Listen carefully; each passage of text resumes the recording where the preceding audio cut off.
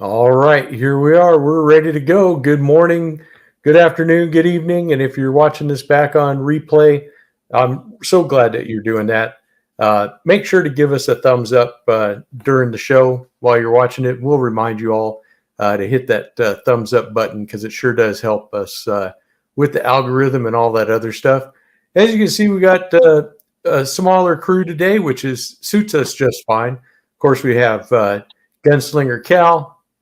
We have Harold from HT and Howdy. returning to us after a couple weeks absence, Terry's Knives and Man Stuff. So glad to see you, brother Terry. How y'all doing? Good to be back. Yep, it's definitely good to have you back. Tom is not with us this week. He had to go do some family business, and so he's out and about over in I think Indiana. Is that where he went, or Illinois? One or the other. I don't remember. But he's in one of them I states. So Tom, good luck. Be safe out there in your travels and stuff. Andrew is probably out burning it up on his motorcycle. So keep the rubber side down there, brother Andrew. And we'll see you maybe next week. All right, guys. Yep, let's see. JL327 is present. He said, let's roll.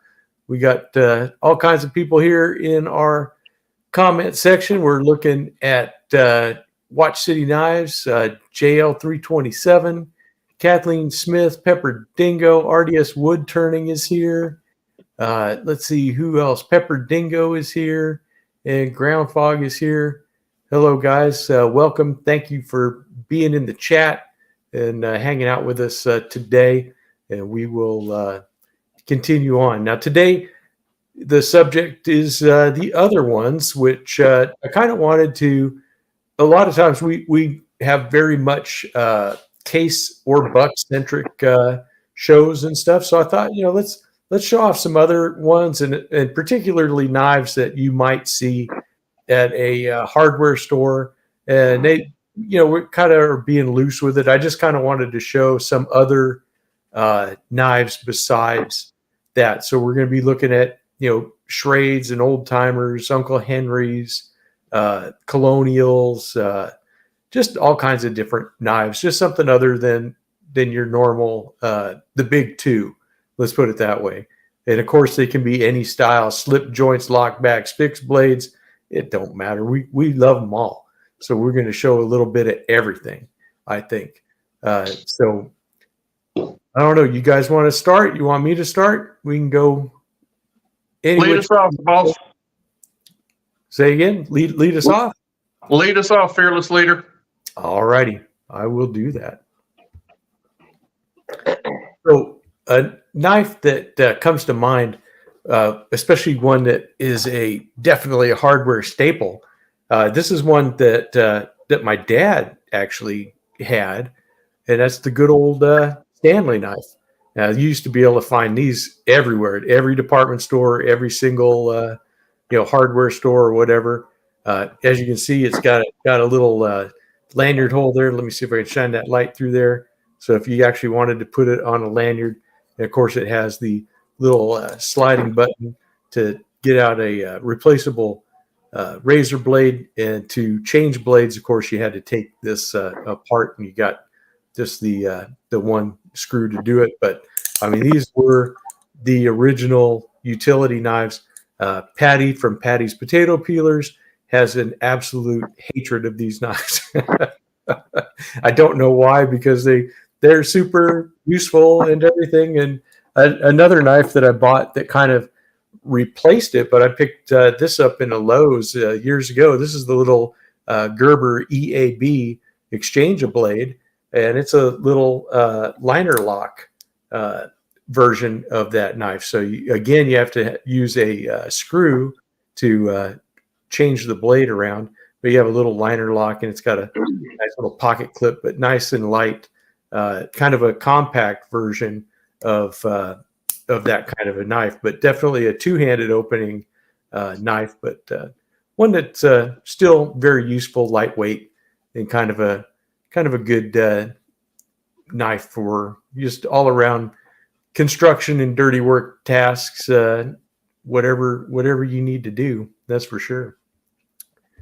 All righty, I'll lead off with those two, and then I'll let Cal take over. How's that?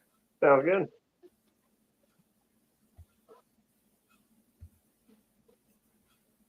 Have a one of the original hardware store knives here. This is a 1800s cattaraugus in ebony wood handles.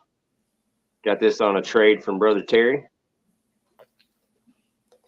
and it is a whittler with a spear main blade. Thank you.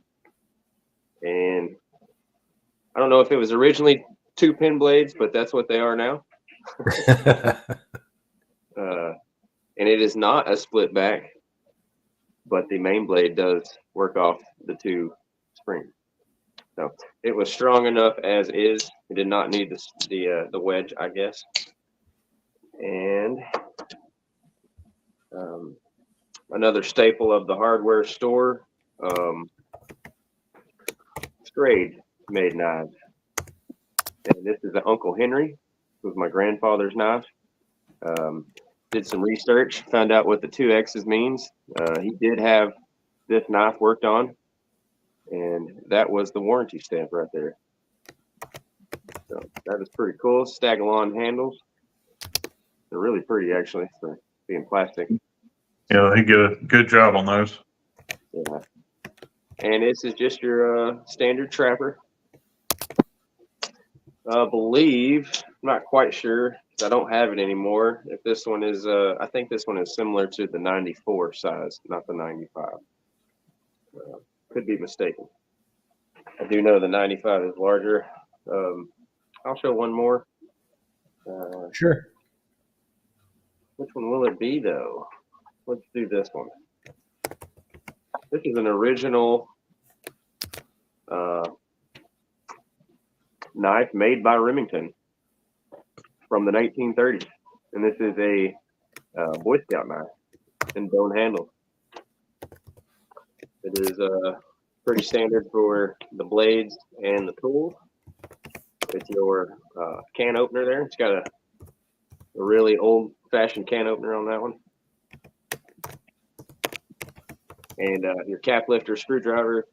And then this one did have a punch on it. Oh, nice. That's the original. Yes. This is an original Remington with bone handles. Awesome. Awesome. Really like this one. I found this at the flea market for like $5. And y'all hear the snap on that? Still got all of it. Yeah, it does. I think somebody might have re-dyed the bone because you can see that tarnish there on the bolster. I've scrubbed and I've scrubbed. I've used metal polishes and all kinds of stuff, and it's like stained. So I need to do some more work on it. I haven't taken anything real abrasive to it yet, just because I wanted to keep as much originality to it as possible. But yeah, they're like tan bolsters, and they're not. I don't think they're brass or anything. So pretty cool enough. And I will pass it on. All righty, sounds good.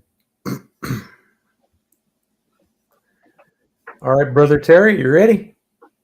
I am. And this actually this actually worked out pretty good when you started talking about, the old timers and stuff, and you started talking about, hardware or whatever. Well, Tractor Supply would also be considered a hardware store. Indeed. One of my top 3 stores in the whole wide world. I love them.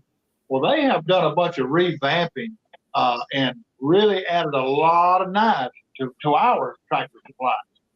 And just yesterday, I was at Tractor Supply, and I picked up. I've been looking for a long time trying to find an affordable Golden Bear, which is a 6OT, and found one in Tractor Supply. And I just made and uploaded a video today, y'all. I'm gonna plug my own self. Y'all get the chance, go look at the video and look at this knife. This comes with a leather, $30. It is a China made. It's $30 and a absolute awesome leather sheath that comes with it. Look at that. Stamped. Even the snap is stamped old timer.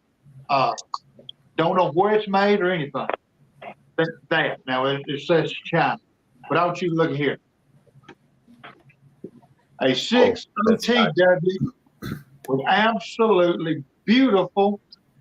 They call it desert ironwood. Now the back side is kind of plain, and the front side is got a little of that burl in it, y'all. But it's got the new shield. Of course, become an age-old fight, the old shield or the new shield. I'll be honest with you, I like them both. I have no problem with the new shield. I think the new shield is kind of, it's updated. It looks cool to me. This knife is so well built, y'all. It's pretty amazing. It's a 5-inch knife, lock back. I'm still hunting a USA made, with the Delrin handles and all, but I am extremely pleased to own this one right here. So if y'all get a chance, check out my little video and you can see more about it. Show more on it. But for $30, I'm well pleased with it. I want to carry it some this week and see how it works out. That is awesome. I like those knives. They are pretty stout. That's for sure. They really are, RJ. They really are. And it's I put just a little bit of lube flush in it when I got it, just a little bit. And I tell you, if you got $30, go try and get you one. I'm sure they probably sell these at some other places too. Yeah. And I do consider Tractor Supply a hardware store, and I think that they're a pretty good store too. The thing that's cool about them is that they do have a lot of knives. They do have a lot of knives in their bargain bins. Sometimes you can find a good one and sometimes not. It just depends on whatever you have. Oh, Mike Adams has a note here. He says the same knife that Terry has can be purchased on sale at Cabela's website for $19.97. And you can get a further discount if you sign up for their newsletter, and he got one. So fantastic. Thanks for passing that deal around. Everybody go ahead and check that out if you're interested in that knife. But yeah, I mean, Tractor Supply up around here, the main problem I have is that they sell out of knives like very fast. So you got to go there, and every time you go there, it's different. But yes, it's kind of crazy. Yeah, good bucks. Oxyfee says $30. That's $1,000 there in Canada. We can't do anything about the exchange rate, brother. Sorry, Dave. Yeah. Well, I'm very pleased. I'm very pleased with it. I'm very pleased with it. And somebody also said he said Cabela's, which is Bass Pro, same thing. Right. That's for sure. Welcome, Andrew. Hi. Hey. I'm glad you're here. I made it. I see you did. I wasn't sure if you were going to or not. I figured you weren't, but I'm glad you did show up. Tough topic. Better late than never. Tough topic for me. I have a couple. One or two? Yeah. That's okay. Hi, James. Hi, Jason. Pocket EDC and Radar. You guys are here. Welcome. Ronald, welcome. All right. Harold, you ready to jump on in there? Sure, why not? And we have to thank Harold for today's topic, too. He comes up with a good one every once in a while. So if anybody has a problem, blame him. I thought I was last week. Was this my topic too? Oh God, I get credit for this too. I'll give you credit for this one. How's that? Okay. We'll see.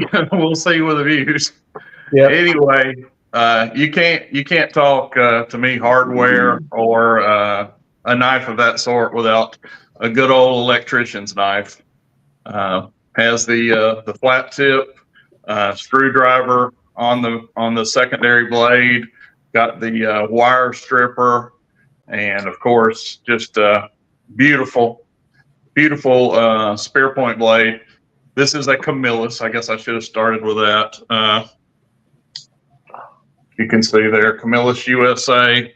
But I consider the old Electricians, the old TL29s. These are very much a hardware store knife. I think they were like everywhere in the 70s and 80s. A very prevalent knife, and honestly, a really good knife.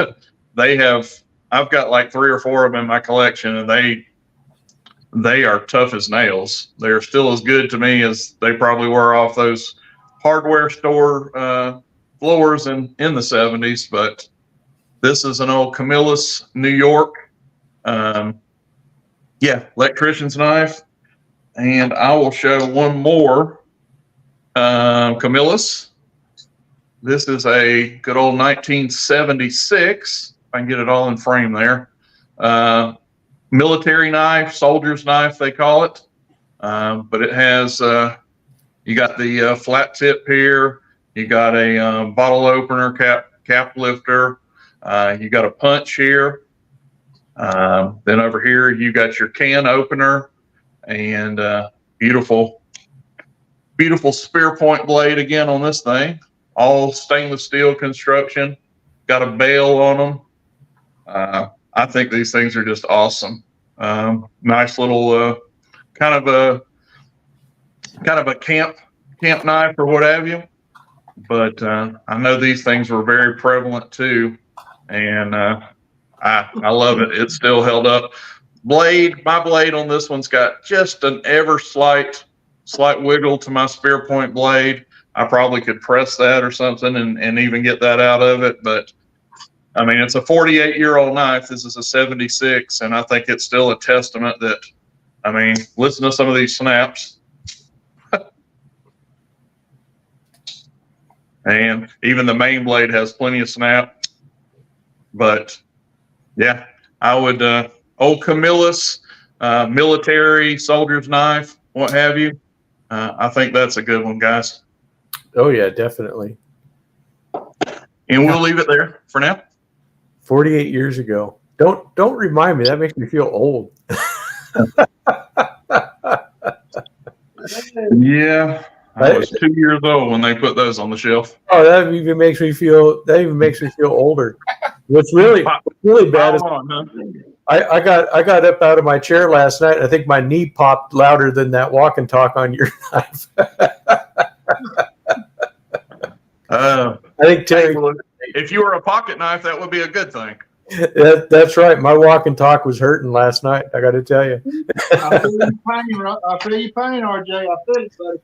You know, it's funny. It's at the end of the day that I feel old. It's the beginning of the day. I'm usually good, but when it starts to get right before bedtime, I'm not moving as good as I am when I get up in the morning. That's for sure. That's right. It happens. Yeah. All right, Andrew, you probably got some stuff. You're a young pup still, aren't you? The same age as HT. See, there you go. You young guys. me and Terry are holding down the other end of the scale. Exactly. It's a bell curve, I guess. All right, go ahead there, youngster. I don't have very many hardware store knives, but this is something you might find at a hardware store. The Swiss Army knife, but this is a Wanger, so I don't know if they're out there anymore. You might find it at an antique store or a thrift store. This one has the I'm not sure which one this is called, but it has the Phillips screwdriver. I've actually had this for years, and isn't it like it's like the Tinker, although I don't think Wenger didn't call it the Tinker. Yeah. But, yeah, it's got a leather punch too, but it doesn't have the corkscrew. They do a lot of branding on these knives. whether it be the Victorinox or not. But I do see, Swiss Army knives at hardware stores, and I don't have much of a selection. I have a few knives, so I'm just going to show one at a time. But I really like this one. I mean, the can opener is definitely different than the Swiss Army or the Victorinox, and I like that it has a nail file. And I've used this Phillips quite a few times. It comes in handy for sure. Good snap. Nice. Good snap. Yeah, and then of course the leather punch here. I thought this was interesting. Of course, no tweezers or toothpick, but yeah. Very nice. Well, I would say that the Bangers, evidently they were really good product, or Victorinox would not have bought them out. That's for sure. You got to think of it that way too. So I have a few Bangers. They're pretty darn good. Yeah, I have a couple also. But yeah, they are. And the ones I got were sent to me by El Phoenix. He doesn't. I haven't seen him in the chat yet, but I got to thank him for that. And most of my knowledge on the Victorinox and the Vengers comes from Mark Kaufman. If you put a link up to his channel, Stacy, because his knowledge on those knives is very deep, and he goes back into that stuff. So it's pretty cool to see him go over those knives. He's got a lot of knowledge on that particular front. But yeah, Andrew, it doesn't have to just be hardware store knives. We're just trying to talk about other knife brands besides the big two, that we always talk about. I don't know. Their initials are B and C. So. Not that there's anything wrong with them. It's just that we gotta let the other guys have a chance to get into too. So let's see. Let me see what can I come up with that are good hardware store knives. Let's see here. I will agree with Terry. I have a couple of those. They were the 5OT old timers. I got this one at Tractor Supply. This is definitely one of the new ones. And these little lockbacks here, the Bruin is what they called it. These little guys are just an awesome. And if I remember right, at the time I bought this, I think it was $8. So it was in their bargain bin. Just a fantastic little knife. One that you can use all day long, and it's just a fantastic knife. Now, this one I didn't buy at a hardware store, but one that definitely is the same thing. This is the Uncle Henry version, and this is their version with their Staglon. So if you prefer the Staglon version, this is the new improved second generation of the Staglon. If you like that instead of the saw-cut Delrin look of the old timers, you can get one that has that. But it's basically the same knife. Fantastic workers, like I said, perfect little knives for that kind of stuff. And really one that you'll find everywhere too is these little sod busters. This one is an Imperial, but I've seen plenty of sod buster type knives at hardware stores many times. And this is the ultimate classic blade shape. You can't get really any better. This is the Sodbuster junior size, but I'll usually see these inexpensive models, but really a very nice knife. And I will turn it over to Mr. Cal.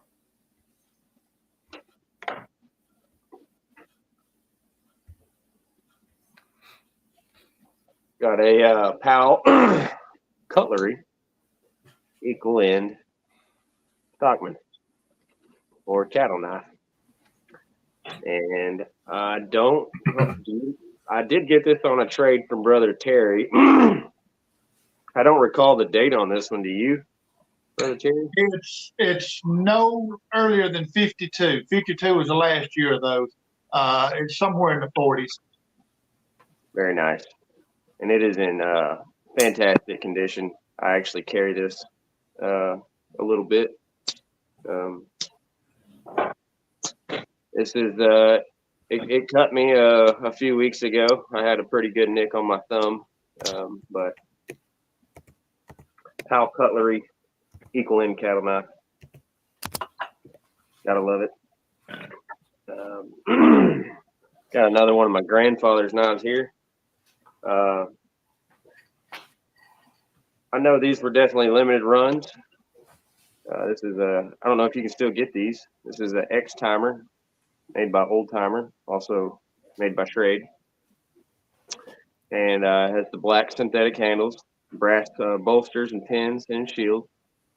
And then it has bluing of the blades. Oh, cool. And same thing with the pin blade there. And I don't think he ever used this knife. It's pretty much in perfect condition. It is the same size as a 34 OT. Pretty cool knife, though. I got a quick question for you, Andrew, before you get gone. Yeah. I don't know if you had any more knives you're going to show. I got a question when you come back to me. Oh, he's froze. Are you talking to me? Yes. Or I said Andrew, didn't I? Yeah, I was like, confused. Sorry. Go ahead. What's your question? my apologies. Powell Cutlery. Yes. What do you have as far as any kind of history on those? I have a buddy, everybody, Dwayne, if you watch my videos, he has a Powell Cutlery or a couple of those. Does any of the panel know any history about Powell Cutlery? I don't off the top of my head. I'm sure my Goins book has a little bit in there on it. And as soon as I switch this off to someone else, I'll go grab it and I can definitely look that up for you. I was just wondering if they go ahead. They're very old, very old from the turn of the century. And, they bought out, they originally bought out Remington sometime. But like Kalen says, he can probably get history better in writing, but they got a long history. But I think they completely went out, and I think it was 52 was the last year they used their actual tank stamp. But at one time, they actually owned and made the Remington knife, like 30s, 40s, something like that at one time. I think at one time they were even involved with Winchester. They've been around a long time. They seem like a really good knife. Like I said, he's got one or two of them. They look very, like you say, very old, very vintage, but they look very well put together. Still has a lot of snap. Good knife. I do know they got two different tang stamps. One tang stamp is straight left to right, and one tang stamp is arched. All right. I think this is arched, ain't it, Taylor? Yeah. I think that's the newer one. The older one is straight. My apologies, Kalen, not Andrew. Oh, no, you're fine. Thank you for that, though. Yeah, absolutely. Yeah, I think Tom might know some more about that also, but we'll see what your book says, Kalen. But I know Tom has done some videos on some old Powell Cutlery. I figured he had. Yeah, but definitely turn of the last stuff, Yeah, for sure. And a lot of times the arched tang stamp was the older tang stamp. I don't know if that's the case with this one, but it was usually used during the 1800s was the arched tang stamp for a lot of companies, I know. Right. Yeah, I know there were Cattaraugus. Their arched tang stamp was like from the 1800s, wasn't it? Yep. Oh, wow. Yeah, I didn't even know that they were that old. I thought a lot of these cutlery companies were more right there at the 1900 and later, but not really before 1900. But yeah, I guess they were. Crazy stuff when you start thinking about how old a lot of this stuff is. Yeah, a lot of them come about right before, right during, and right after the Civil War in the United States. Is when a lot of them started making over here, or a lot of them started coming from England over here about that time. Right. Yeah, because I know during the Civil War, Sheffield was sending a lot of stuff over here, and so were a lot of other European manufacturers, sending stuff over here to both sides. So yeah, hedging their bets, as it were. Of course, Case actually started manufacturing knives in 1889, but like Cattaraugus and some of those are actually older than that. Right. Dylan could probably come up with that a little easier with his book and tell you exactly, but I know that Cattaraugus is actually older than Case is. Yeah, and Ronald Norwood is saying that they started as the Pal Blade Company. Mm-hmm. So, yeah, kind of crazy stuff. Yeah. All right, Brother Terry, I'll let you jump in here. Okay, I'm going to kind of jump on Harold's tail. He was showing the electrician's knife, so I jumped on mine real quick. The first one I got is I always say it wrong, Exelite. I think it's Exelite, which is Exelite Tool Company. A lot of different people made knives for them. This one's in really good shape. It's got the black, kind of like a phenolic handle. It don't really feel plastic. It's like like some type of composite. But these knives are built like tanks. And I know you know because you got several of these electrician knives. But that's an Exelite. And then this is a M. Klein and Sons, which I believe these were probably made by Camillus or possibly even Utica, which is in really, really good shape. And then I have one more of those that's been customized. This is an M. Klein and Son that my buddy Mike over at Mike's Life took the screwdriver and modified it and made a modified worn clip out of it, and then blued the blades, blued the back spacers, springs, and man, this is just really, really cool knife. And then I have one other that is it's an old Imperial that's been actually used and worked. You can see by the way they sharpen it. That's my little collection of electrician knives. You just can't kill them either. They're, like you said, they are built like tanks. They are. Yep, indeed. I enjoy carrying one too. Oh yeah. Yeah, I do too. They are good knives. That's for sure. In fact, I was going to show some on my next turn, and I will. There you go. But we'll go ahead and follow the order here. We'll go ahead and yes, sir. I got a little info for the Okay. PAL. We got an update. Here we go. All right. Okay. Story time with Caitlin starts now. PAL Cutlery started in Germany. Oh, wow. It was originally a trademark of the Utica Knife and Razor Co. It was first used in 1924 by PAL Germany in 1924 to 1939. In about 1934, Otto E. Kraus started the PAL Blade Co. in Chicago, Illinois, dealing in safety razors and blades. These two firms came together in 1939 to form PAL Blade Co., located at 595 Madison Avenue, New York. They had manufacturing plant in Plattsburgh, New York from 1935. In about 1939, they purchased the cutlery division of Remington Arms. They used all of the stock of parts Remington had left over, regardless of marking. Some of the PAL knives will have Remington mark blades in them. Also, this firm made knives with the bullet emblem. These knives are the same patterns Remington made. And these PAL marked bullets are very rare. They continued to make cutlery until about 1953. Very cool. Thank you. That's good information there. Yeah, Absolutely. sure. Going. Okay. That's the only one I have. I know the what's the other one that Tom has? Cutmaster or Probably Levine. Levine. Yeah, I need to get me one of those too. yep, sounds cool. All right, Harold, you ready? Yes, sir. Let's do it. All righty.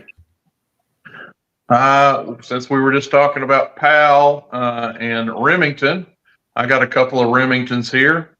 This is a 1999 Stag Canoe by Remington. If you can make out that little ting stamp there, it says Remington USA.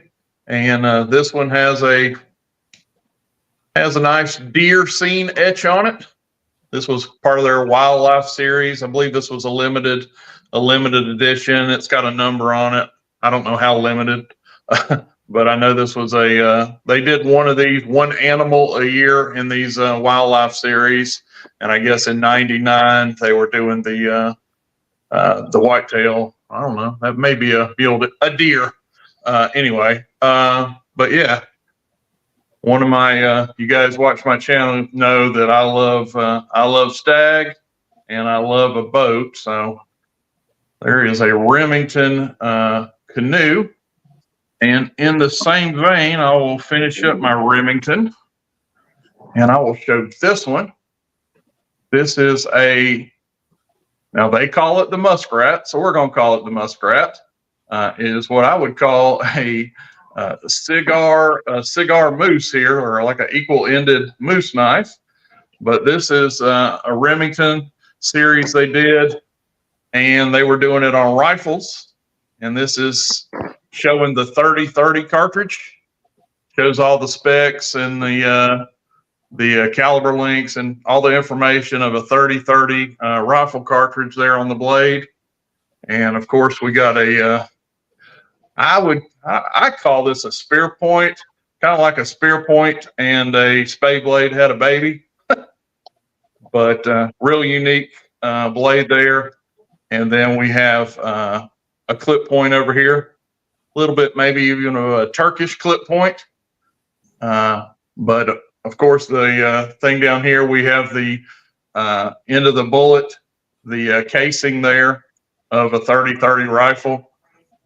Nice jig bone. Check out that jigging, guys. Really pretty jigging on this one, if I can keep it in frame. On the back side, we got a little light on the edges here, a little contrast, but that is definitely bone. And that is the Remington Muskrat. That is so cool. I love it. I love it. Yeah. About a 4-inch, 4 1/4. Actually a 4 1/8 inch closed knife, good hand filling knife, right up my alley. So I like that's all I got at the moment. Remington. Yeah. That is so cool. Yes, yeah. Of course, the 30-30, and that goes along with your necklace. I mean, you can't really think of deer woods without a 30-30 involved. You know, probably dropped more deer than any other cartridge out there combined. I think it has. Yeah, I mean, because it's been going since 1894.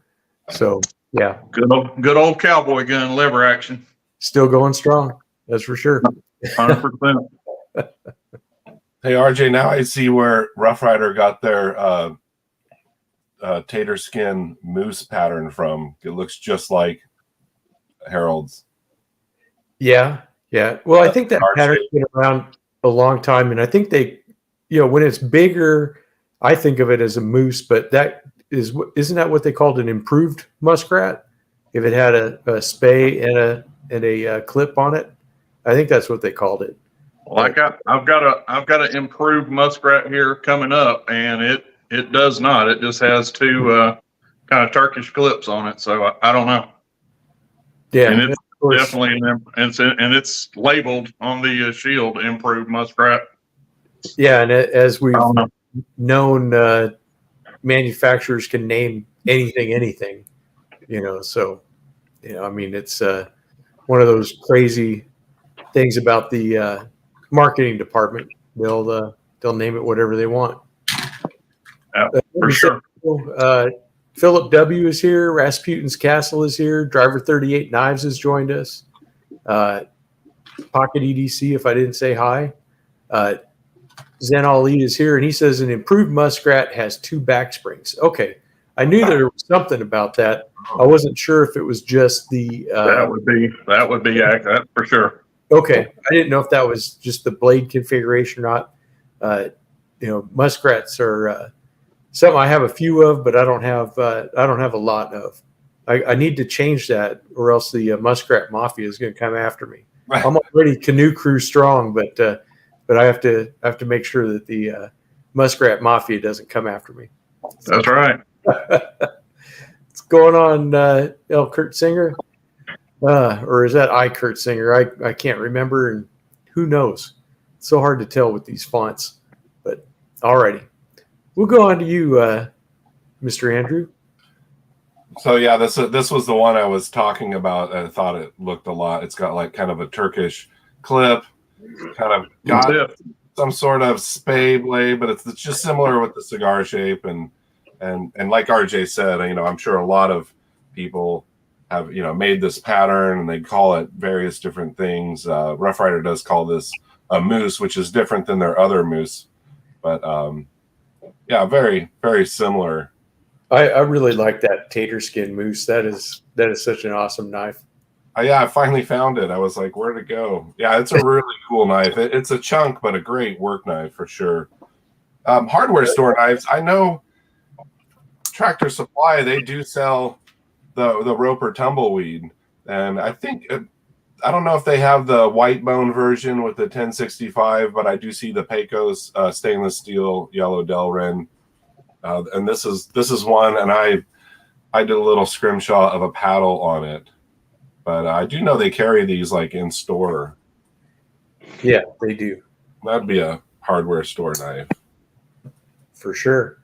And they're good little lockback sodbusters. I have a couple of these. I have the one with the deer and stuff on it, and it was a nice test to do a little scrimshaw for my little Rough Rider scrimshaw kit.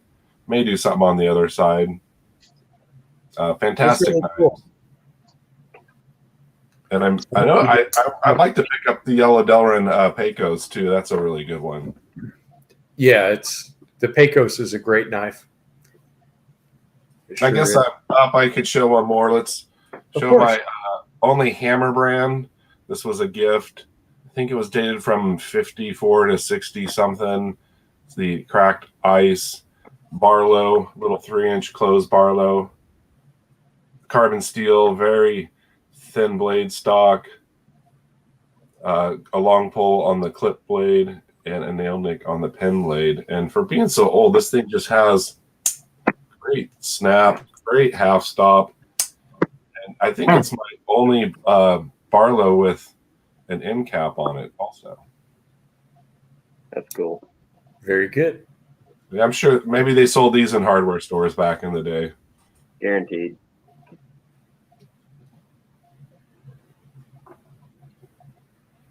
That's it for now. All righty.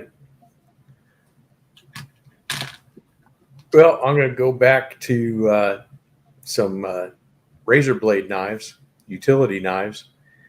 This one, I don't show it very often at all, but this was a Home Depot special, the old Husky. They had these anodized aluminum. These were like the first ones that I ever saw that had a pocket clip. It does have a little thumb stud, although they're way too stiff to try to do anything but slow roll it. But it's got the easy change thing for your razor blade. And this is probably my main box opener here in the house, and that's why I always forget to show it, because I don't keep it where I keep my other knives. I keep it up on a shelf where I have I got like a couple of tools that I always leave in the house. I have a 4-in-1 screwdriver and a pair of needle nose pliers, and I got this, and they just sit up in a little box, for just such emergencies when you need something around the house to fix something real quick. And of course, I had grabbed my little Milwaukee's. This is the 48-22 1500, and this is the button lock. This is the small Milwaukee, just a single razor blade. Of course, it's got the little place here where you can put your finger, a nice little finger choil on top. Very compact, very lightweight, a button lock, but those are good. And of course, the 1505, it's just what I think of as the modern TL29 with the razor blade, and then it's got this 6mm or 1/4 inch, basically screwdriver that you can change the bits and do whatever you got to do with that. But these are just very handy work knives, and I keep this out in the garage. But I think I got this as a 2-pack. This was around Christmas time, and they were only like $19.99 or something at Home Depot. So definitely something that you can pick up cheap. And if you watch the sales and stuff as you go there, you definitely can get some good deals on some knives like that. And don't forget to check their websites and stuff too, because sometimes they have all that stuff on sale. All right, Kaylin, are you ready? I am. All right. We'll kind of follow Harold a little bit. This is a 1988 Remington improved muskrat. This one has stag-along handles. Very nice. And this was a gift from Big J from a long time ago when we had swapped some knives. So I really like it. I didn't know I assumed they probably did, but I had never seen a bone-handled one. Yours is really cool. Yep. And that one was 1988. This was the first knife one of the first knives I ever received. This is a Schrade Scrimshaw series depicting a couple bass. And this one is stainless steel. It is SC 503 on the tank stamp, and I have seen a few of these on eBay. I do know you can still get these, and I have seen some that are completely unused and new in box still. So this is one of the sturdiest knives I own. Has a ridiculous opening snap. It'll fling out of your hand if you ain't careful. It is liner locked. Stainless blade, like I said, but it does have a carbon back spring, which is pretty cool. It's black now. I have never cleaned the back spring on this one. Just let it ride. But yeah, really, really solid knife. Single blade trapper, if you will.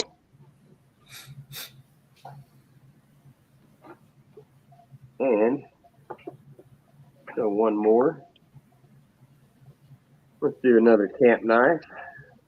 Let's do this this Cut Master. I don't have a date on it. I know it's fairly old. It has one of the older style can openers there. It's pretty neat. That's cool. Has a really small cap lifter and flathead. And then this one also come with, well, can't get it out, at all, or punch. Oh, that's cool. Yeah. And, go ahead and get all those out there on that one.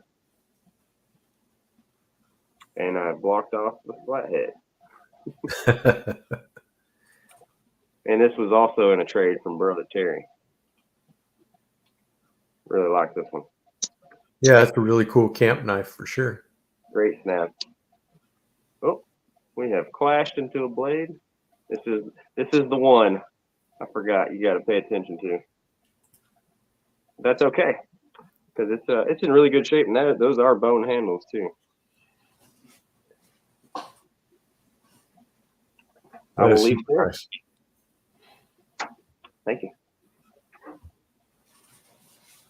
All right, Brother Terry.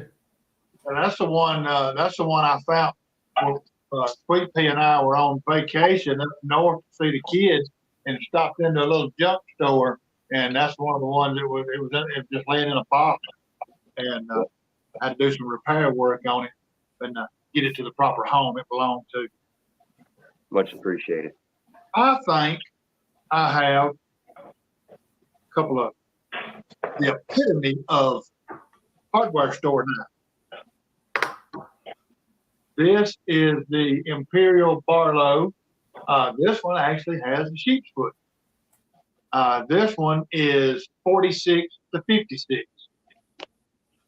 Cheap knives, but I'm telling you, the blade steel and the thinness of these are just, you can't beat them for a carry knife and a work knife. 1946 to 1956, and that jewel still got plenty of snappability. You can tell it's been used. And then here's another one.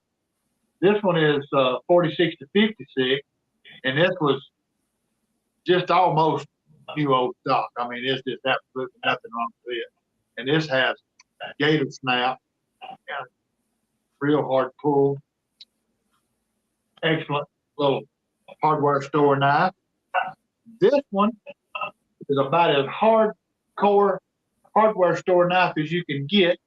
If you can see that says bluegrass, and on the blade it says belt snap, Louisville, Kentucky. Now this blade has had some work done to it. It's been snapped off and some work done to it. The pin blade is absolutely perfect. This knife would date from the 40s, and this was actually a gift from John over at J.O. Ventures Outdoors. A lot of history right here. A lot of history. That's cool.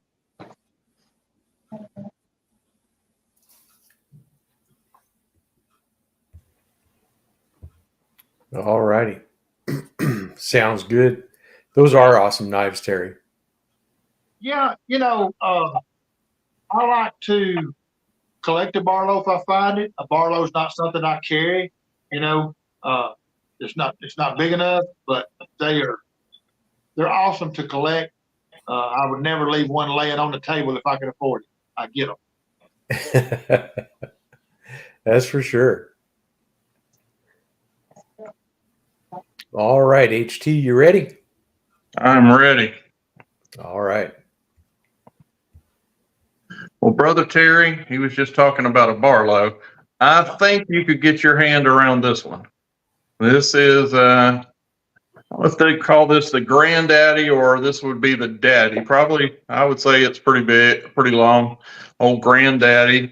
But Yeah. this is an Imperial, and this is actually Imperial Ireland on this one. But this is just the cheap, inexpensive saw cut plastic, saw cut plastic on there on these handles. But man, this thing is a worker. It is still obviously awesome hand filling knife, big, long, aggressive clip point on there. And the magic kind of this one, in my opinion, with going with these synthetic, these plasticky handles on here, the weight for this size of knife is really nothing.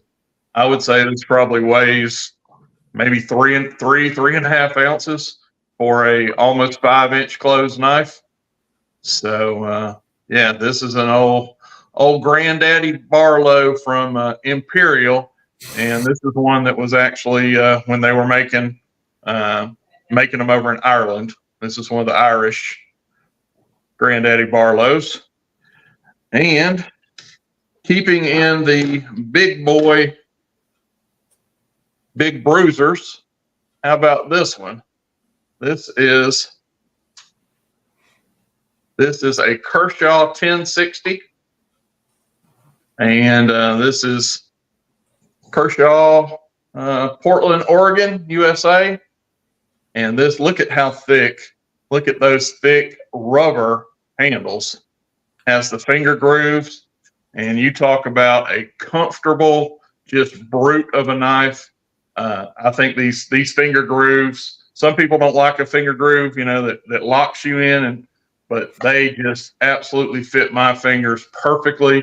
And this just feels like a brute, a tank of a work knife. Has a lock back on it.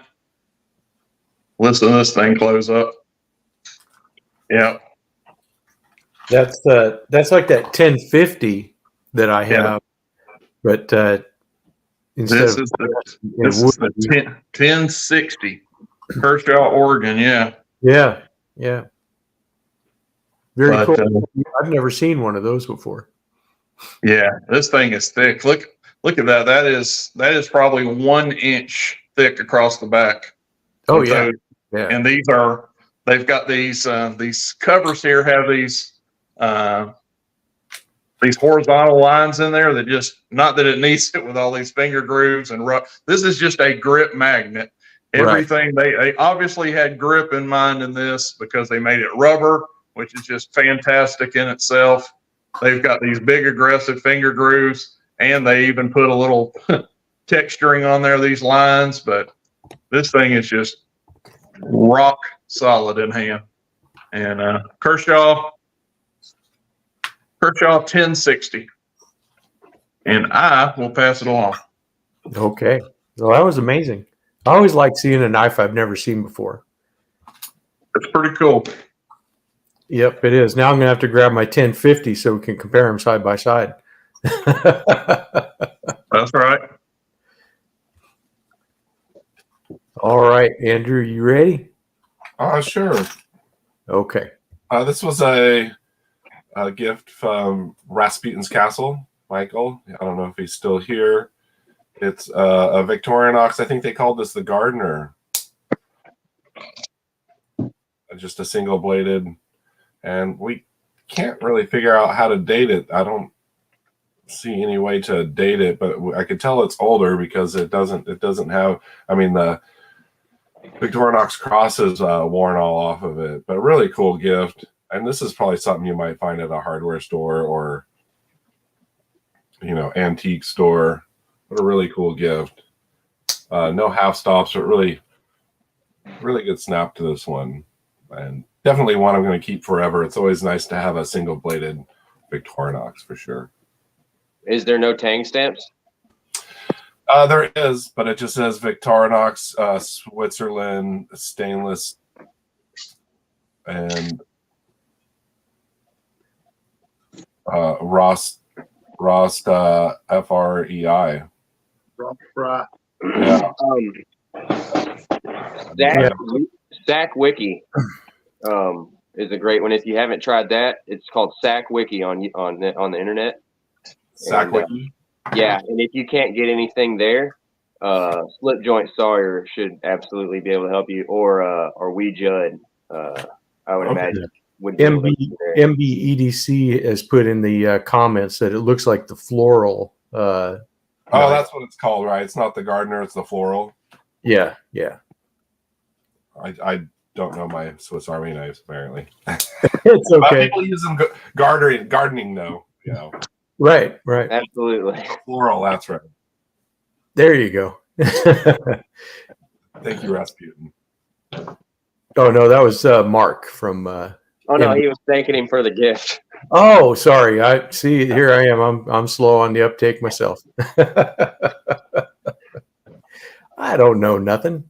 That's why I run this show. but altogether we know something. Well, I went and grabbed that 1050 real quick so you can compare it, Harold. So as you can see, here's the shape on that. It's got the finger grooves and stuff. This is the brass and phenolic. But I think mine has more of a drop point blade. I think yours, is it more clip point? Yes, it is. Yeah, Yep. but it's definitely got the finger grooves that lock you in. It's got the nice jimping on top of the blade. But yeah, this is just an awesome USA made knife. This is the 1050 field knife. So yeah, you can find this still on eBay, and even Snap-on Tools had this knife. So you can find one that's Snap-on branded as well. So definitely a great knife. One I'm glad I got. Here's the thickness on that, so I can agree with it being super thick, super comfortable. Just a fantastic knife. That is gorgeous. Every time you pull that one out, that one gets me right there. That is a gorgeous piece. It is. It absolutely is. And valuable. Yeah, they are. But it's sentimental for me because I've just had it forever. I bought it new in like 82 or 83. I can't remember which one. But yeah, I've just had that knife forever. That is a beauty. Big box store knives that I've had. Here's this little Gerber minimalist. And so this one's kind of cool. It has a pocket clip on it. It's a little liner lock, but definitely a very, very skeletonized frame. But one that I picked. I think I got this at a Target, if I remember right. Definitely not a hardware store, but definitely one that you could find anywhere. At least you used to be able to. But nice little lightweight fifth pocket carry if you want something that's just a little small knife. Another one. This was part of that 3-blade set that I picked up at Walmart. But this little old timer pen knife that I've been carrying this last week. And for the small summer series, I think on my Friday videos, I'll share what I was carrying that week. But for those that forgot or didn't know what the small summer was, I'm going to be carrying a 3-inch or smaller closed knife for my main blade for this through the summer. So just trying out the little knives and see if I can get it done with one of those instead of my usual larger knives. So kind of a challenge to myself. Another one I got that was a big box store one, and this one I got at a Bass Pro Shops. This is the little SOG, and I forget the name of this one.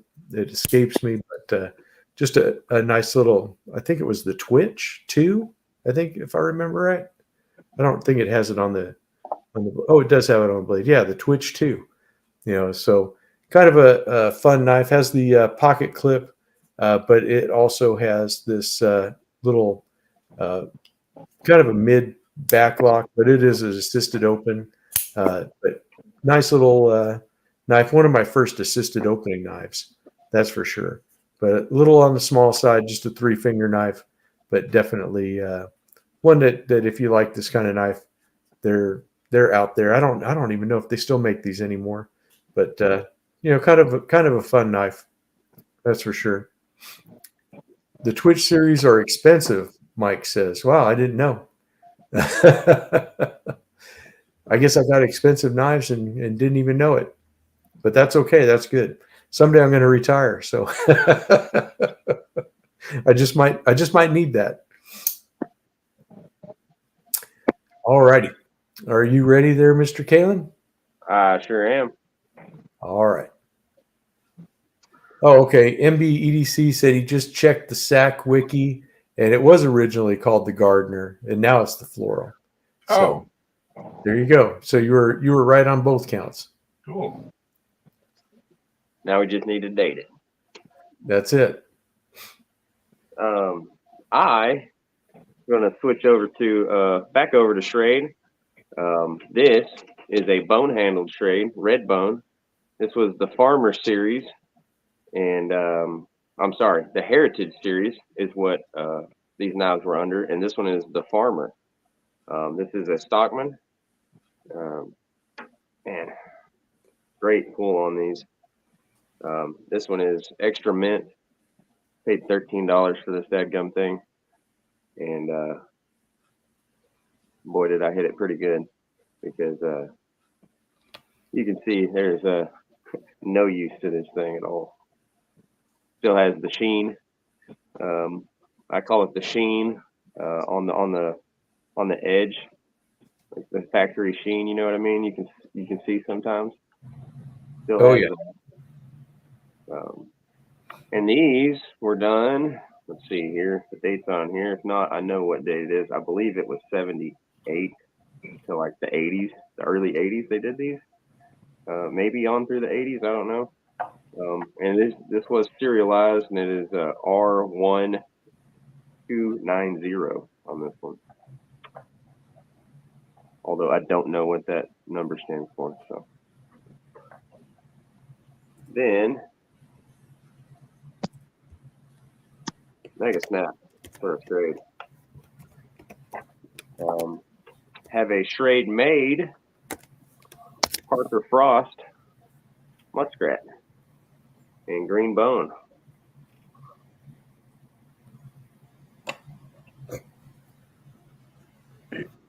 And it has, let's see here, it has Johnny Muskrat etched on the blade. Parker Frost on this tang stamp with the eagle and USA on this side.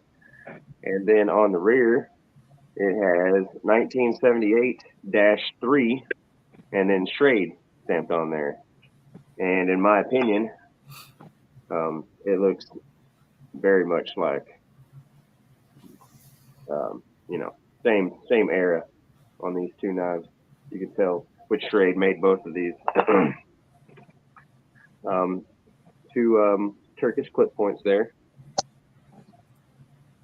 and an eagle shield, which, there we go, you can kind of see it.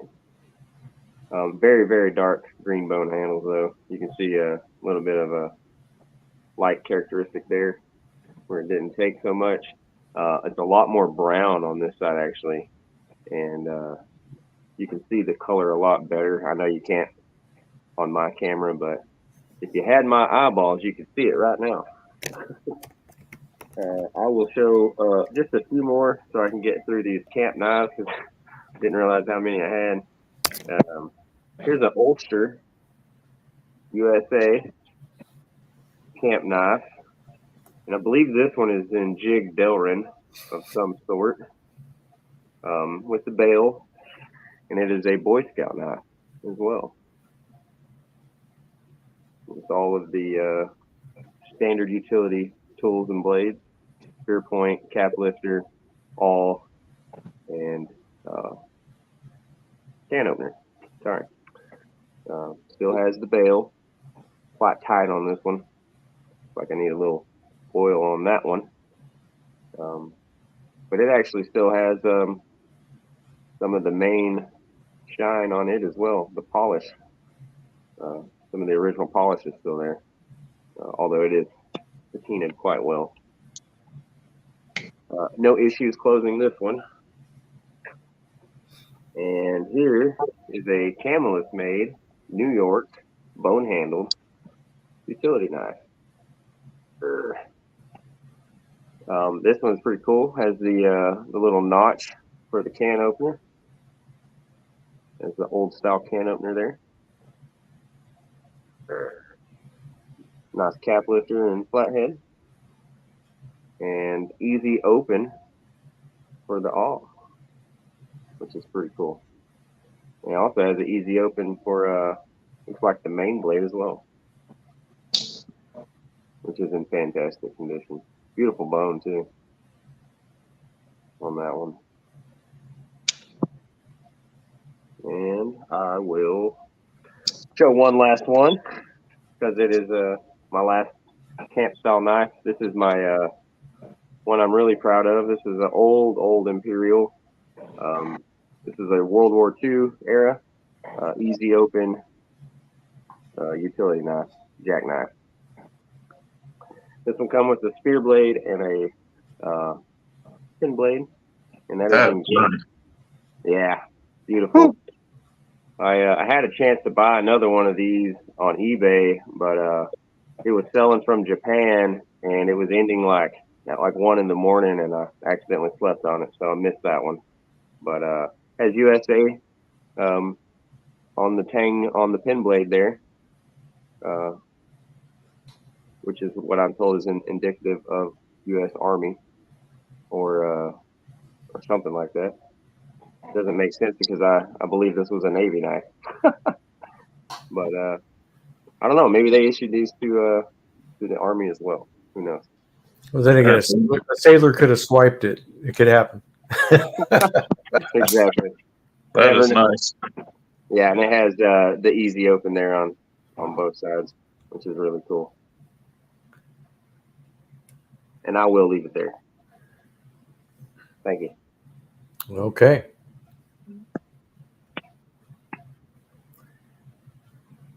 We're enjoying that snappability. Lots of snap on these old knives. Great. I'm telling you, that's cool. All right, Terry, you're up. All right, I'll see if I can follow that. I have the sister to his Moose. This is a Parker Frost stamp on this side, stamp trade on this side, which the story goes that these knives were possibly the reason that Parker Frost split up. It certainly didn't help. It was a big stink. This one is a 1978-2.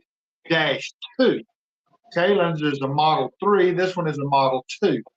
I think did they make 4 models, Kalen? Was it 4? I believe so. Or it could have even been 6. I don't know for sure. Yeah. And this one is in dark brown bone, and it's hard to come up. You got to really get a light on it to see. You can see maybe right in there. You can see a little light right in there. But these are high quality knives. The bone on them and the old school jigging that they done on these knives. But there you go. There you see it right there. That is just beautiful. These knives right here definitely get a jam up and jelly tie. And they're getting a little harder and harder to find. I know Ryan at RH Blade and Shade, he's digging on these too. Y'all go check his channel out. He just done a video on one of these knives, and it looks really good, really good. Hey Terry, the story goes is there was not supposed to be any kind of Schrade stamp on those blades, and that's what the stink was. Yeah, that's right. They had made a deal with them. You know, I have some other knives over here that Parker Frost that Imperial Schrade made for them, but they were made, I think, before these, and these were made in right close to the end of their deal. And I was told that they was like 80,000 of these made, and they was holding out about selling them, and they fought, and they virtually just had to deal with it and try to sell them. Well, then it didn't go over too good. So it caused major stinks. Major.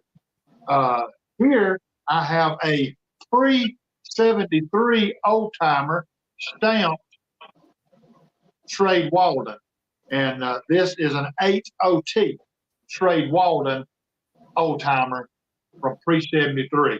Now, as you can see, it's got a lot of peppering on it. You could probably get some more of this out, but I think that it would hurt it to take any more of it out. It's amazing look at all the meat that's still on the bone.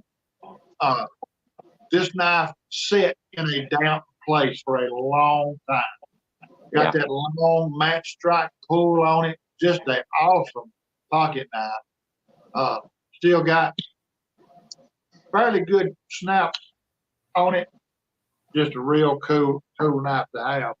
And here is this newer, younger brother, which this is a Schrade, which goes by the 881 Y, which is the same knife.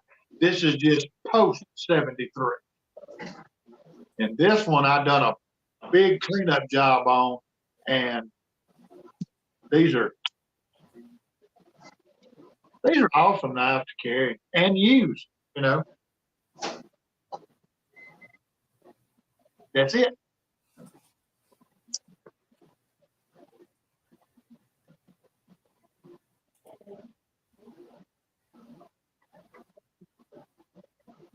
Can't hear you. You're on mute. Oh, sorry, I pulled a Tom.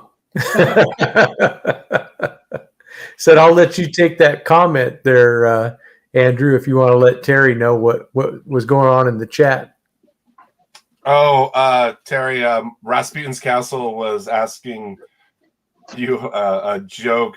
He said, what did the buffalo say to his son? What did the buffalo say to his son? I don't know.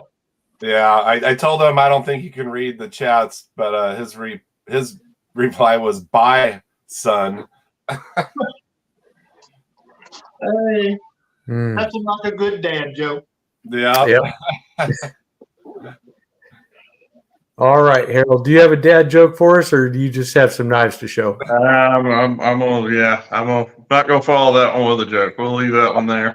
I was gonna show Brother Terry beat me to it with those with that 8OT and that 881 Y, but this is another. I'll just show it real quick. Another 8OT, and this is just not quite as old. This is just the Schrade USA. One that I got in and cleaned up some, but carbon steel, real beauty. One of my favorite Stockmans. But we will get into repping my good buddy here in this part of the show. We will show a Schrade, since we're kind of on Schrade. We will show the OG here, the 77 OT. Saw cut Delrin, got the awesome, pretty beautiful dueling California clip blades on this one, and carbon steel again. I just absolutely love this knife. Me and Aaron, we both have an affinity for the 77 OT, just an old school classic. And I will show one more real quick since we're on the Muskrat Mafia here. And this is another Schrade. Is this Schrade Walden? This is just Schrade New York also. This is the 787 improved Muskrat. I don't know if that'll come in there, but it says, it's got the little corset shield right there.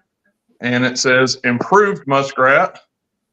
And this one just has some beautiful, those are Delrin, but look at the color. I think this is some of the best Delrin that you can get. That looks just like bone. It looks nice. Oh, it's so good. The jigging is impeccable. How they lightened it up and darkened it in the middle. And then, as we can see, we have Turkish clips, real pointy, just like hypodermic needle Turkish clip point blades on this 787. But two beautiful muskrats. And in my opinion, two I'm glad to have in the collection.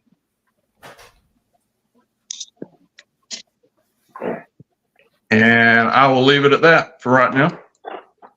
Well, here you go. They did have a question. Where did the muskrat name come from? When Harold holds that up, it looks like a bull. So did you want to take that, Harold, as to why it's called a muskrat? It is an old trapper, an old small game trapper knife. And the deal with the muskrat, the magic was while you're skinning those muskrats and getting those pelts and all, small game, if one of them were to go dull on you, you have one more just like it. You pop that one in, flip out the other one, and keep on skinning. And then you can sharpen both of them up when you get through your day of trapping and skinning. But that is my interpretation from what I've read. It was an old trapper's skinner's knife for small game. And I guess one of the animals they skinned was the muskrat. I don't know about eating those. I guess they had some good pelt or whatever. But I know that's the history of the muskrat. What they were introduced and created for was skinning and pelting out small game. Yeah, that's for sure. But doesn't the muskrat pattern predate the actual trapper pattern? Yes. Yeah. It's very old. The actual trapper pattern they think was developed somewhere between like 1915 and 1920. Wrong. No? No. It goes back into the 1800s as well. No. The 07 pattern, the original trapper, it goes back to it predates the tested era for sure. So Oh, okay. at least back to 1915. Yeah. 'Cause I was talking about the 54 pattern. Yeah, the 07 is the mini trapper. The 07 is the original trapper. Okay, because that's what they got as the mini trapper now is the 07, right? Right, but it is the original trapper. And how do you know that, Mr. Case? I mean, Mr. Kalen? You got it. I did a little research. Was Did that you? Case who produced them, or was it a different company who originally produced them? Case made them. I actually have one that's from the 40s. Oh, nice. But I have showed it before. How did I do on my history of the muskrat as far as what it was created for? I thought it was because it resembled a muskrat. You did great. It may do that as well, but I know what the usage was. The usage was for skinning and pelting out small game. No, you nailed it. Yep, for sure. You did good. All right, Andrew. I don't have any Schrade old timers. I did win an old timer from TK, and I had gifted that, and I also was gifted like a Sears Schrade that I ended up regifting to another friend. His dad used a lot of them, so he was really happy to get them. But I have restored a couple of old timers with the shark's tooth. Is that right? And then the couple of fixed blades, and I think I can't even remember the model number. It was a Stockman for a friend, but I don't actually have any. I do have my Imperial with the broken tip. USA made, and actually the stamp on the tang is so small I almost need my glasses. Yeah, this is Rhode Island, but yeah, this was just a gift from a friend and a jar of old knives basically, and not much snappability. The back springs are pretty worn. You need to file her on down and reprofile her. Yeah, I could. I haven't done anything because the snap is just not there, and it would be cool to figure out what year. But I actually have used it to cut too. I mean, it comes to a nice little point there. Definitely. But I do need to pick up some more Schrade and old timers. There's pretty decent deals on eBay and stuff for US made ones. Love them. Yeah, fantastic knives, and the ones I had were kind of rough. It was really nice to be able to clean them up and restore them and bring new life back to them for sure. Yeah, what you got to do if you reprofile it is instead of like a lot of guys just take it and go down to a point or make it a drop point or whatever, is you basically cut a C shape into it, make it a easy open clip point. Oh, that's a great idea. It'd Easy open jackknife. exactly make it be a little bit unique there. But yeah, that would be interesting. I mean, since it's snapped off anyways, right? It's a good test bed. Okay. Let's see here. Let me see if I can find that comment. Somebody was asking Kalen, that original trapper you have from the 40s, is that a single blade or double blade? It is 2-bladed and it has a pin secondary blade. All right, cool. You want me to show it real quick? Yeah, sure.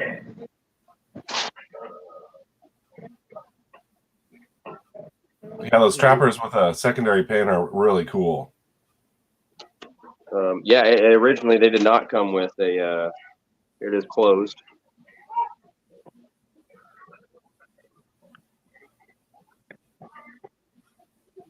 And what size is that one? Is that 3.5 or is it bigger? Yes, it is 3.5. Okay. Nope. No tape measure today. Not a problem. But here's case XX on the tang. It is unused, and there's the pin blade. Wow. And easy open for that pin blade as well. And that's the original trapper design? This is it. Cool. And it had half stops, like they still do. Wow. Pretty cool knife. Yeah, this was I bought this from Tennessee Valley Knives. I was blown away. They even offered it to me. Wow. Nice. Speaking of Tennessee Valley Knives, their website just went up. It is now live, TennesseeValleyKnives.com. Go check them out. Okay. That sounds Their good. new knife website. That sounds fantastic. If anybody wants to put that in the chat. I don't know if we have a moderator today. Yeah. We do. Stacy's been helping us out. Oh, thank you, Stacy. All righty. Well, I'll just show some other trappers. Here's a old timer trapper. You can get these usually at your local Walmart, and it's just standard. Of course, this is their version of the 54 pattern, but really nice, sturdy knife. One that's perfect for all your daily tasks. And of course, I have the Uncle Henry version here as well, if you prefer the Staglon to the Sawcut Delrin. So here you go. You can see that they shaped the spade blade a little bit different on this guy than on the other one. The other one's a little more of a traditional spay, and this one's a little more modified. And then, of course, one of my other favorite knives that I got at a Walmart back in the 90s, this little Schrade. This is, which one is it? I think it is the SP2 is what it is. And just a little lightweight lockback. And, these are just fantastic little knives. I don't think they make them anymore, but they should. I mean, this was back in the day when I bought it, I think in the late 90s. I think these were like, $8 or $9 at Walmart, but just a nice little 3-finger lockback that definitely gets you through your day. That's for sure. And that was pretty much all I had for that one. Let's see. Easy for me to say. Pens and Pen Blades has a question for the panel and the chat. Do you store celluloid knives in a special way, and has anyone had issues with them shrinking or gassing out? I just found out about this and don't know what to do. Okay, so I have talked with Rasputin's Castle has a fantastic video on this, and I've talked to him about it also. Usually celluloid, there's good and bad celluloid, but if you find a celluloid knife, since they don't use it anymore, if it hasn't gassed out already, it's probably not going to. It's probably stable. If you find one that's, looking like it's gassing out or whatever, definitely store it away from other knives. You don't want it in close proximity. But as long as you're storing it, indoors at a reasonable temperature and in a, basically if it's comfortable for you to live in, it's comfortable for the knife to live in, your celluloid should be fine. It's really when it gets stored in, I think, conditions that are not climate controlled, that's where it becomes an issue. But if anybody else has an opinion, go right to it. Yeah, I got some experience with celluloid. Do not store it in sunlight ever. Always keep it away from sunlight is the main thing. Other than that, like you said, it typically gasses within the first 40 years of its existence. If it doesn't gas then, it'll usually last 100 years at least, because we have knives that old that still have the original celluloid. And other than that, if it's gassing, depending on the brand, you don't want to give a whole lot of money for it if you're looking at buying them. If you're a knife, if you can handle knives, like the rehandling and stuff like that, those are great knives to pick up and rehandle, because you can usually pick them up fairly cheap and restore them quite well, as long as the gassing didn't damage the blade and the metal too bad, because it can be quite disastrous. Right. Anybody else have an opinion? I've seen that a few times.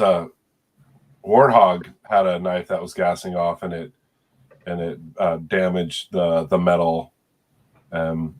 I have an old W.R. Case & Son razor with the original celluloid from 1905 to 1914, and it's in perfect shape.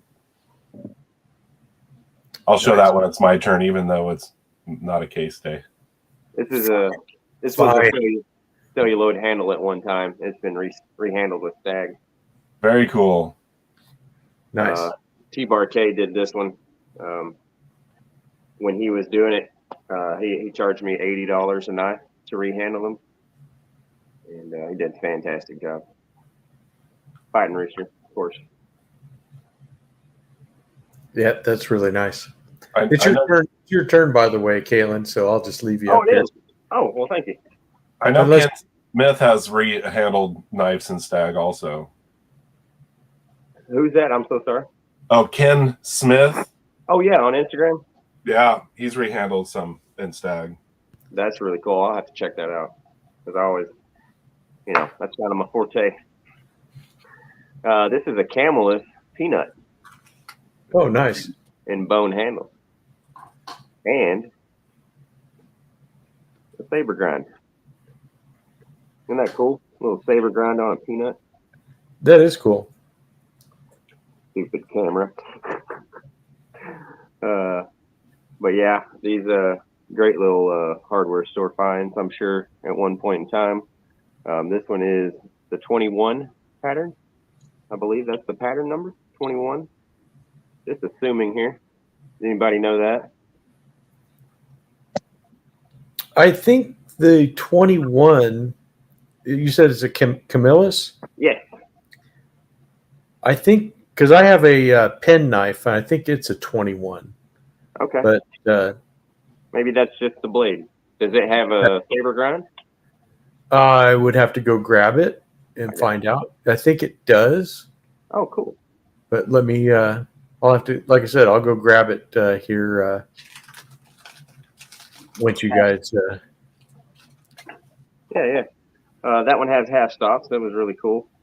Here is I done forgot the date on this one too. Terry can help me out. This is a Queen heavy duty jack in green bone. 1935 to 1955. There we go. I got to write this stuff down. I do forget. But beautiful jackknife, half stop, pin blade, clip point. Extremely heavy duty back springs. They actually referred to that in the book as heavy duty jack. Yes, that is correct. Beautiful knife. And I have I know this one was made in the 60s. It's also Queen made. This is a balloon end whittler by Queen. And this one has, Check out that chicken. yeah, buddy, that is the winter bottom bone. Right Yep. there. Good old winter bottom bone. Queen could do that, couldn't they not? Oh, absolutely. They could kill winter bottom jigging. There's your pin blade and your coping blade. And plenty of meat left on the main blade. Just a beautiful knife. This one also is not a split back, but with both back springs working the main blade. Great snap on it. And I will show one more real quick. Here is see if I can get the year on this one. This is a 2000 made Shatton Morgan toothpick. One of 600. Wow. That mirror polish. Oh yeah. This is a beautiful, beautiful knife. Has the Shatton Morgan with the X there. And then Titusville.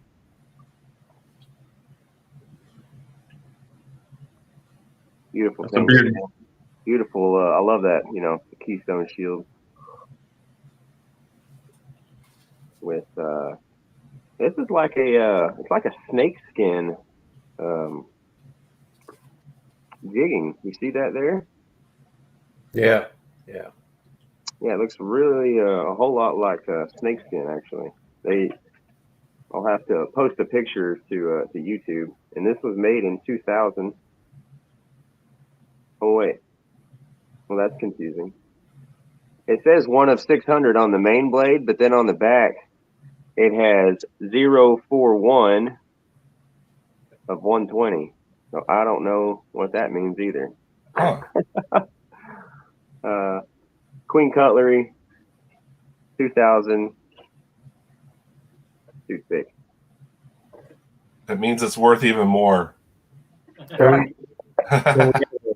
A question, Kaylin, from Stacy. She wanted to know on the older knives, is it better to keep the patina on the blades or polish it up? So yeah, definitely keep the if it's starting to pit and stuff, you don't want to really mess with that. It does take away from the value.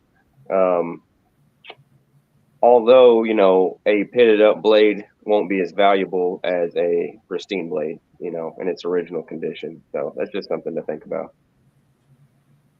yeah. And then what's the best way to preserve a knife blade, or what do you use on it? Do you just put oil on it? Or I know some people use oil, some people use waxes. There's all kinds of ways to believe it or not, I don't oil any of my blades. Like I don't wipe them down or anything. I just store them in a bag with what's this here? With a little silica pack, and it's actually water resistant and oil resistant. The silica pack is so. And I haven't had any issues with knives gaining patina inside the bag, just sitting there. So, and I've been doing this for about 6 or 7 months now. So that's using the bag system. All right. Are you ready, Terry? Or Okay. what I want to show this time around is Imperial Frontier series. On the blade right there, Frontier Double Eagle. This is the top of the line when you start talking about Imperial knives. Imperial did not make these knives. These knives were actually made by Camillus. brass bolsters, brass liners, wood handles. Just absolutely marvelous. Marvelous knife. Awesome snap, awesome build quality. Got another one right here, which is basically the same thing, except this one has a little advertising on this side for the Home Light chainsaw. Awesome. But it's basically the same knife as that one is. It is an Imperial Frontier, but they call it the Double Eagle line, which is they're made by Camillus, and then where I left there it is. And then this is the Imperial Frontier, not a Double Eagle. It's just a regular Frontier. It's got the black synthetic handles, which was also made by Camillus. All the Frontier knives were made by Camillus. This one even has more snap and pull than the wooden ones do. All three of those are new old stock. I have boxes for all three of those. And then I also have the Frontier Trapper. This one has just a little bit of advertisement on the back. I don't know if you can make it out, but it was Napa. Napa Auto. So I don't, I assume these were probably sold at the counter at your Napa Auto Parts. And it's such a cool knife. Such a cool knife. So Could have even. I was gonna say it could have even been a gift from the company to their employees or something. Yeah, could have been. Could have very well been. Yeah. Okay. Well, let me interrupt here just for a second. Kaylin, I got that knife while Terry was up. And it does have a saber grind. I got this from Zen Ali, and this knife is definitely going to be in my small summer challenge. But here is the main blade, so you can see that saber grind on it. And I don't know if you'll be able to see it on the backside there. It says 21. Oh, it sure does. But this is a two-bladed jackknife. Wait, hold that up. Yeah, it's a peanut too, ain't it? Or is it larger than a peanut? Well, it's the same size, I think, as a peanut. I have to grab a. I think it's the same knife I have. Yours is just in a different handle. Okay. Yeah. So yours had two blades in it as well, or was it just one? Yeah. I think it's the same. I thought yours was a single blade. Okay, because the pen blade is not. And then this one has ringed bolsters. Yep. Okay. Yeah, so it's the same knife. Yeah. So, really all right. Well, I guess I'll have to measure it real quick. I guess it could be a peanut. It just has that square bolster on the front. That's why I didn't think of it. But yeah, it is a little serpentine jack for sure. Definitely. They're related. Absolutely. Really cool knives, though. I like it. When you're off the show, shoot me a picture of the tang stamp, and we'll see if they're close to the same age. Yeah, for sure. For sure, I can do that. All right, lay off the drink before the live show. Zen says it's the Camillus version of a peanut. Okay, so there you go. Fantastic. Rasputin, I cannot confirm or deny that what I drink before the show. So, but it probably has too much caffeine. Let's put it that way. All right, Harold, you ready? I am. Save me from myself here, brother. Well, this is absolutely something you would have seen in the 70s, early 80s in a hardware store. This is the old Cutler, and it was put out by Colonial. Main blade here has, what do we have? Old Cutler USA on the clip blade here, and has a little secondary thin blade that has the patent number. But this is a full-size two-bladed jack. Has these little pale yellow synthetic, just synthetic covers on it, but great USA jackknife, full-size. It's even carbon steel on these blades. Got a nice long pull here for the main blade, but I really enjoy this knife. Great little work knife, old school jackknife, carbon steel. Made by Colonial, but this is their old Cutler line by Colonial. And I will show one more Colonial. We have a big Master Barlow. See that on that? Has it on both bolsters here. And again, these are saw cut. Just, those aren't really plastic. They're good and solid, but it is a plastic. Like I said, they're not hollow, but some kind of composite plastic knife, plastic covers, and it has nice half stop. Forgot it had that. Wow. Check out that long, show enough clip point blade on that dude. That was nice. And yeah, check out this, man. That impressed me. Check out this. Wow, it's just wanting to pop into the half stop. Look at that. Listen to this, guys. Woo-hoo. Dangerous.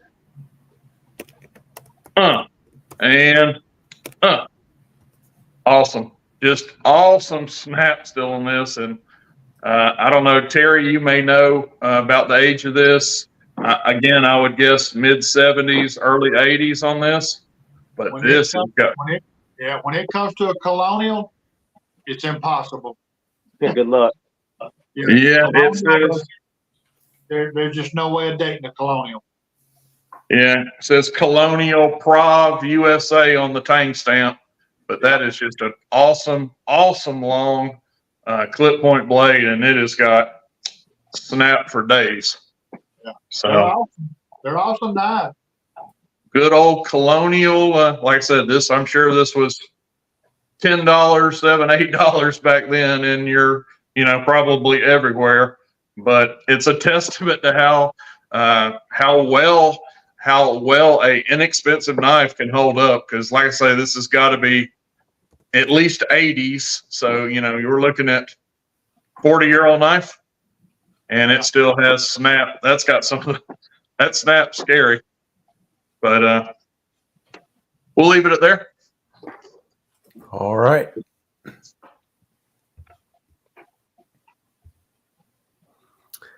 All right, Andrew, you ready? Well, I'm out of knives, but to show that over 100-year-old celluloid, Yeah, for sure. I have my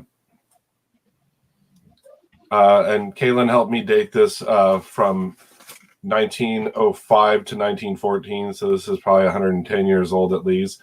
I have kept it out of the sunlight for years in a box, and I do keep it bagged separate, but it's almost so nice. I was wondering, did somebody recover it? But yeah, an example of celluloid that hasn't gassed off, so I know the chemical composite of this one is probably better than the other ones.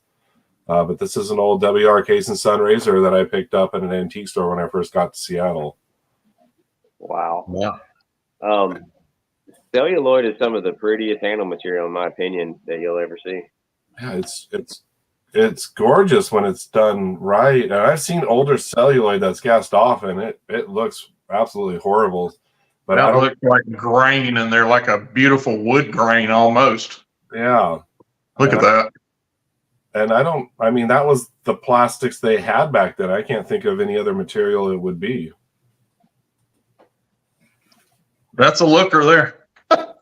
Yep. Very cool. 100 years old. Wow. Yeah, 1905 to 1914 was the Tang stamp, and it blew my mind when we found that out for sure. That is a testament for durability, and I mean, to still look that good at a century old. That is wow. Very nice. Yeah, for sure. See, you did have something else to show. You showed us that razor. That's it. Now I'm just a mere observer. No, you're never just a mere observer. Don't be fooling yourself. But yeah, I'll go ahead and if you didn't see my video from this week on Wednesday, these knives from Sharp and Colonial, these jackknives, they are, I think, epitome of what, if I can get this one to open, they are the epitome of like a hardware store knife, because I'm sure that these were very inexpensive, and you can tell by the way that they're built. You know, there's a lot of stepping between the cover materials and the springs, but these were sold as just good old working knives, and these, you know, were made anywhere from 65 to 75 was what we could tell as far as the dates. One has the this one has the shell covers on it, but these were just inexpensive work knives that I'm sure, you know, I don't know what the prices were back then, but I would guarantee that these were $5 or less at your local hardware store. They were probably up in a rack in the front, you know, hanging on a card. You know, it's just something that you don't see anymore. It's like in the sporting goods stores, you know, when I used to go there as a teenager, and I think most of you guys can remember when they would just have like a little box that had the CCI Stingers, the 22 ammo. It was just right there by the cash register. You just grabbed it like somebody would grab a bag of Oreos or a bag of M&Ms and just go, oh yeah, I'll throw that in my order too. You know, but they don't do that stuff anymore. Now everything has to be, you know, locked up and behind counters and stuff like that. It's just crazy how things have changed in the world, you know. But I do have, you know, here's another typical knife. Here's a Klein with the easy open. This has got the liner lock on it, but this nice little, you know, kind of a coping blade on there. And I grabbed a couple of Electrician knives. These are both Colonial, but it's funny if you look how different the construction is. You know, this is the Exolite one, and this is the more modern Electrician knife, but they did make it in a kind of a thinner configuration. Of course, this is that one that is a Michigan Farm Bureau knife, but these do have half stops, you know, and so you got your really nice spear point blade, and then the screwdriver blade with the little area here that's sharpened for the for stripping wire, and a little area down here to hold that wire too. But these are, you know, great, just little work knives, and like Terry said, you know, this Electrician knife pattern, or TL29, goes back quite a ways, and still very, very handy knives. This is the Exolite version of that. No half stops on this one, but this is the Exolite version, and you know, they still sell these today. I think it's funny that they actually still have a government national stock number for these too, so you can still get these if you're in a government agency and you're able to order stuff that has an NSN number. You can look it up online, and you can get these Exolite knives and get it actually ordered into you. So the government still has them. So kind of a kind of a cool thing, and you know, and that's about all I got too. That's pretty neat. So, you got anything else, Ken? I got a little bit. All right, I did want to show a celluloid knife real quick. sure. This is a German made, so I apologize. But this is red and black celluloid swirl. And it is, you can see how deep it is. It goes all the way to the liner, the characteristics and the colors, and they change in the light, which is pretty neat. This was my papa's knife when he passed. Switching it up, this is a Sears Craftsman, Parker Brothers, Japan made for Chattanooga, Tennessee, in red stag. This is a 110 style knife. We won't say the B word. Oh, you can say it. It does look like a buck 110. It does. But just beautiful, beautiful red stag on this one. Lock back. This was made to commemorate Sears Craftsman. Have a 1976 brown bone Winchester. This is a 1776 to 1976 bison. Is that bicentennial? Yeah, right. That's the right word. Yeah. Yeah. Jackknife. This is also a heavy duty jack. Really cool knife. Just recently got this one. It's super thick bone handles on it. They actually, you see how far they stick past the bolsters there. That's gorgeous. Yeah, really pretty etching on the blade as well. That's kind of a different clip point blade too. Look at that swoop on that clip point blade. Yeah, it's real swoopy. Yes, that's And neat.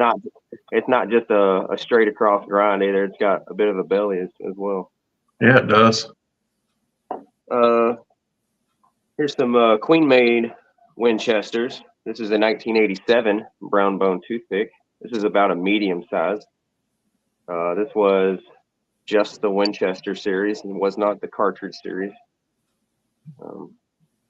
Brown bone. Uh-oh, something's happening on eBay.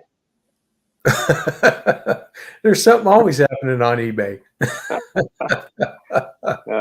But like I said, this is a 1987, and the stamp on this one was 1924. And I'm not fully learned up on the tang stamps on these Queen made Winchester, so I will have to look that up. Here's another. Oh, I'm sorry. This is a 1988 brown bone sow belly Winchester.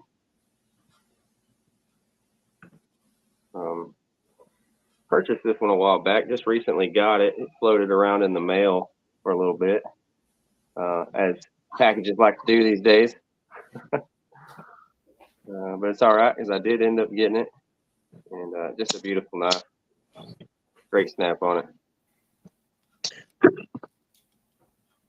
Sow belly. Here, you'll like this one, Harold.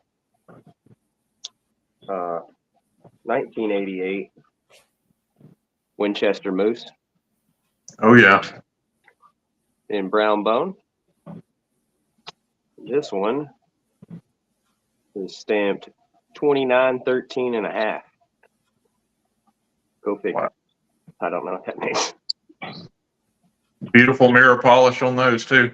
Yeah, how about that spear though? It's wicked. It's wicked. Super, super pointy. Hypodermic, if you will. Half stops. I mean, that clip point blade is stupid. It's stupid snap on. It's like a Sheffield knife. I'm not even kidding. Oh, yep. You know how it is when it's so loud that sometimes the microphone don't pick it up, and you're like, I didn't hear anything, buddy. But I'm sure y'all could definitely hear that one. Here is, I'm almost done. This is a 1988 banana trapper. Look at the beautiful blade on that one. Got a beautiful swedge,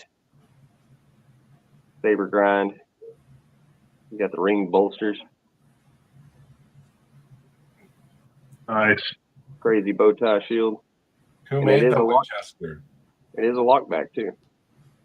This is a Winchester. Made by Winchester, or did This is Queen. These are Queen made. Oh, that's gorgeous. Yeah, these are all black box Queen made, and this one is a white box Queen made.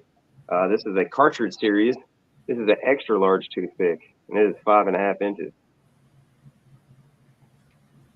Nice. There's the cartridge series stamp. I mean the etch on that one, and it's a bit of a lighter brown than those other ones. And is from 1992 with 19100 stamped there.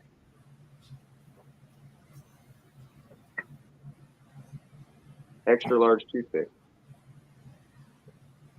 And that does it for me. Thank you, guys. All righty. Did you have anything else, Brother Terry? Oh, I'm good. Our time is about up there. Yep, it's true. We are about done. All right, guys. Well, I guess we'll go ahead and call it a wrap. Thank you for showing off all those excellent knives, all of you. Those were just fantastic. It was nice to talk about some other knives that are out there because we probably haven't paid as much attention to them lately as maybe we should have. That's for sure. So thank you, everyone that was in the chat, for being here, and thank you for all you guys here on the panel. We appreciate you. And come back and see us next week for another version of RJ's Lives. Thank you, everyone. We'll see you next week. Take it easy.